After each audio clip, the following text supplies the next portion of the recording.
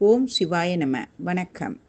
வெளிநாட்டவரின் வாழ்க்கையில் உள்ள கர்மாவின் வாழ்வியலை கேட்போமா? பிரான்ஸ் நாட்டில் உள்ள பெரிய பணக்கார குடும்பத்தில் பிறந்த பெண்தான் ஜெயின் கால்மெண்ட். இவர் 1875ஆம் ஆண்டு பிறந்தார்.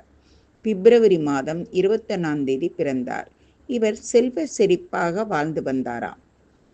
இவருக்கு 16 வயது வரை பள்ளிக்குச் சென்று கல்வி பயின்றாராம். அந்த காலகட்டத்தில் பிரான்சில் பெண்கள் யாரும் 16 வயது வரை பள்ளிக்குச் சென்று கல்வி பயின்றது சுலபமான காரியம் இல்லையாம். கால்மெண்ட் கல்வி பயின்றார். அவருடைய பொழுதுபோக்கு ஸ்விம்மிங், வேட்டையாடுதல், மியூசிக், சைக்கிளிங், டென்னிஸ் என்று பொழுதை போக்கி சாலியாக வாழ்க்கையின் துயரத்தை பார்த்ததே இல்லையாம் கால்மெண்ட். அவருடைய 20வது வயதில் அவருடைய உறவுக்காரருமான மிக பெரிய பணக்காரரை திருமணம் செய்து வைத்தார்களாம். கால்மெண்ட் அங்கு ராணி மாதிரி வாழ்க்கை வாழ்ந்தாராம். கால்மெண்ட்டுக்கு 22 வயதில் பெண் குழந்தை பிறந்தது. குழந்தைக்கு மேரி என்று பெயர் சுட்டி வளர்த்து வந்தாராம்.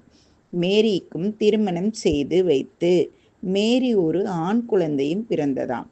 மேரிக்கு கால்மெண்ட் சந்தோஷமாக, ரிஸ்க் எதுவும் இன்றி, துயரமும் இன்றி சந்தோஷமாக மகள், மருமகன், பேரன் கூட நிறைவாக வாழ்ந்து வந்தாராம்.